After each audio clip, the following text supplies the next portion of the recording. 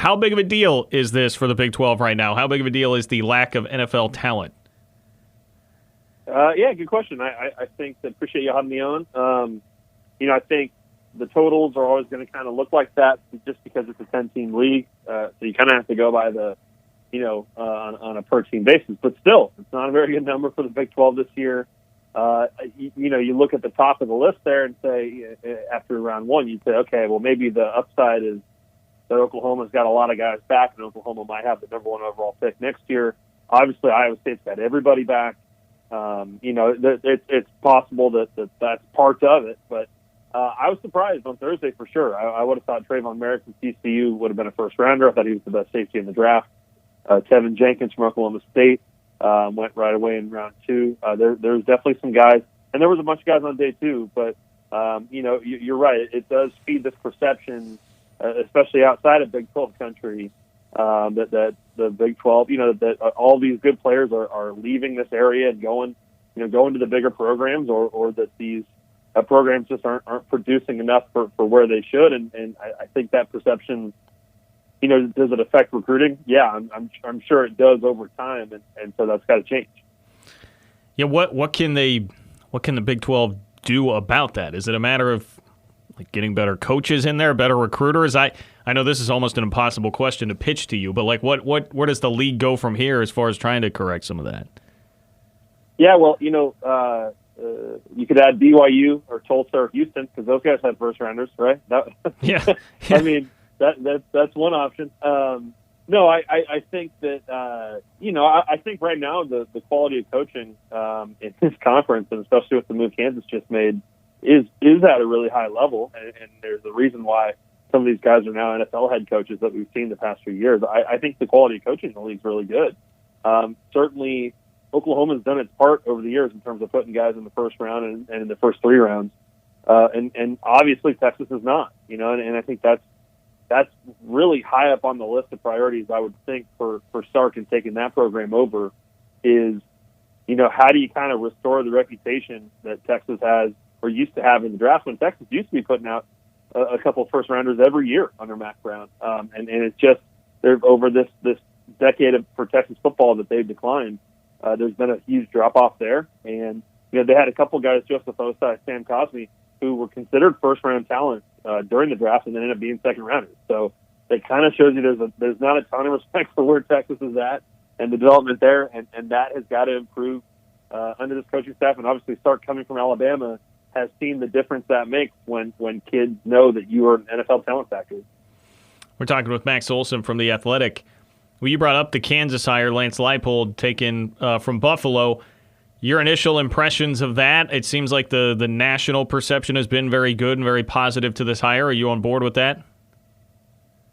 Yeah. I mean, I think pretty much anybody in the MAC would have been an upgrade over Les Miles, to be honest. Yeah. So, I mean, I think they did a great job. No, I mean, honestly, I would say just based on all of the disadvantages and challenges that come with being the head coach of Kansas and taking that program over at the start of May, I was honestly pretty impressed by how Travis Goff approached this and impressed by the list of candidates that were actually in the mix there. I think it tells you how coveted these Power 5 jobs really are.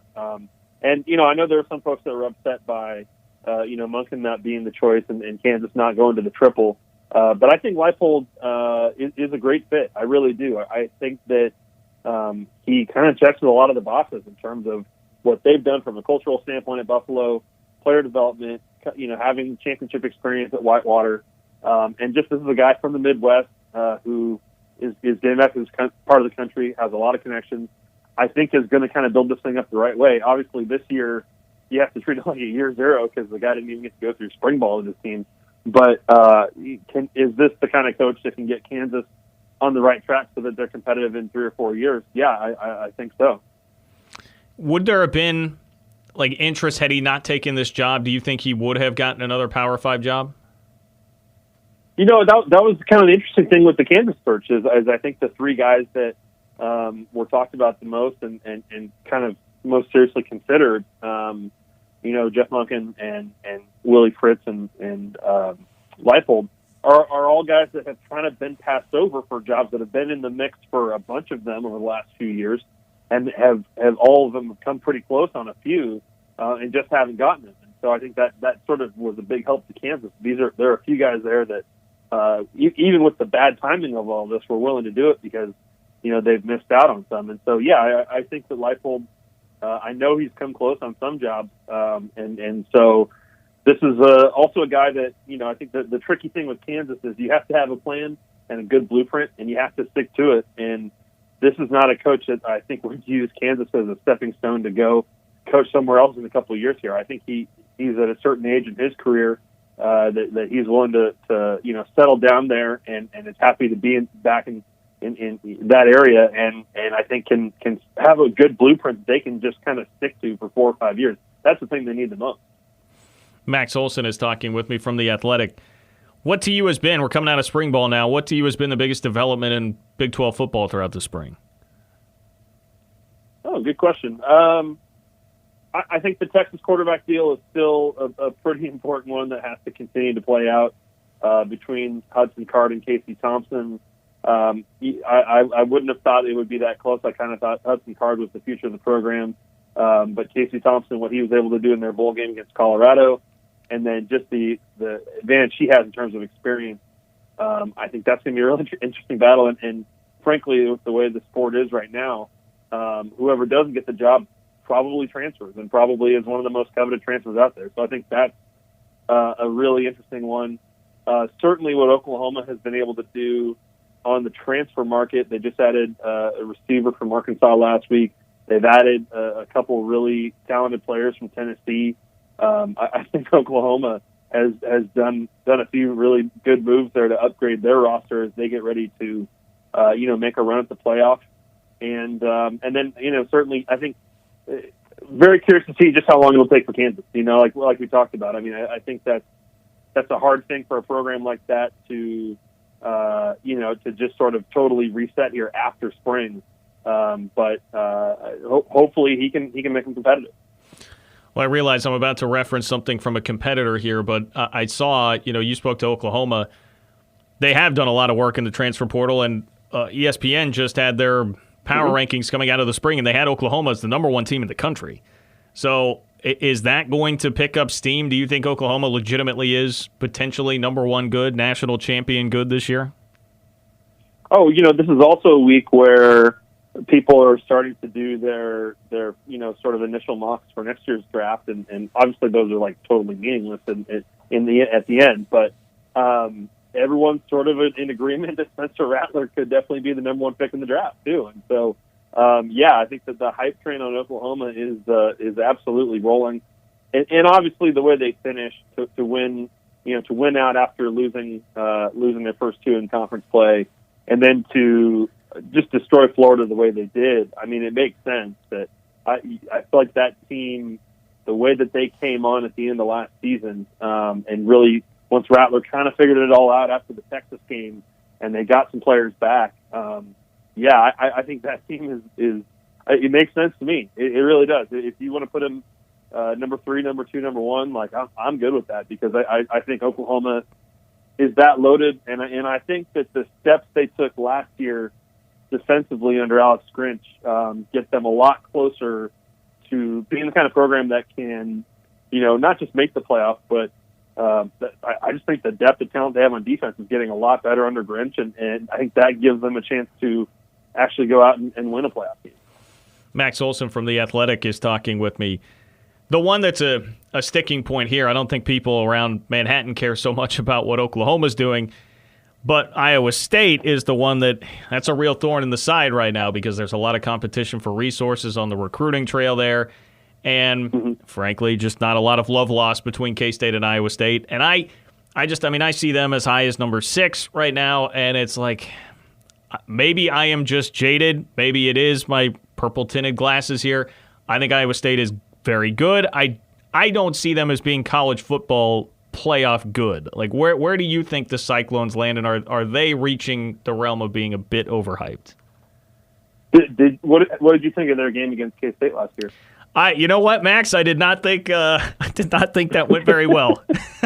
Listen, okay, there were COVID problems. K-State saw kind of their best side last year. I mean, that was. Listen, COVID rosters, no, Max. The secondary was gone. It was a bad deal. Okay. Oh, of course.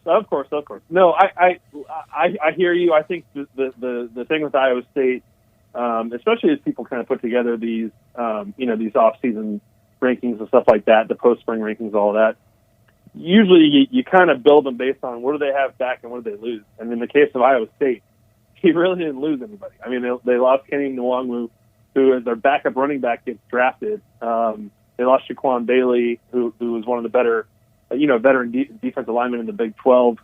But they didn't lose. They lost a backup tight end and a DB, and that's it. I mean, everybody else is back. And so, I think it's easy for people to get behind Iowa State with what they achieved last year, with the fact that you've got, Purdy and Breece Hall and Charlie Kohler and, an improved offensive line and still a really good defense. You've got everybody coming back. I think the thing with Iowa State that's just tricky is, there is a little bit of a ceiling in terms of what you can do just from the talent standpoint of if you have injuries, if you have departures, if you get banged up over the course of the season, you just don't have the kind of depth that these teams in the top 10 do, or at least the quality of talent on your second and third string. So for Iowa State to be that good, to be a top 5 team next year, it's going to take a lot of good luck. It's going to take a great job of strength and conditioning and kind of having everybody available for the biggest games and all that. And that's a little bit more of a tightrope at a place like Iowa State than it is at Oklahoma. But do they have the pieces to be that good? Yeah, definitely. All right, Max Olson talking with us here. Before I let you go, anybody, I guess we've really talked Oklahoma, Iowa State, and Texas, and they are the 3 that I've seen in some top 25s right now.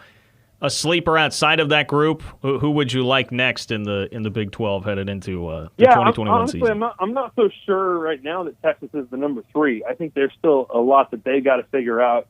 It's easy for people to look at the roster and say, well, Bijan Robinson's fantastic, and they have all these big recruits and all this kind of stuff, and they've got some good pieces. But I do think it is a little bit open behind those two. So I'm curious. The one that they're hard to bet on because they've just kind of been the same thing for 3 years here. But it does feel like it's time for TCU to step back up into that conversation after 2 pretty average seasons. Last year they struggled early, and then they closed well. I think they won 5 of their last 6.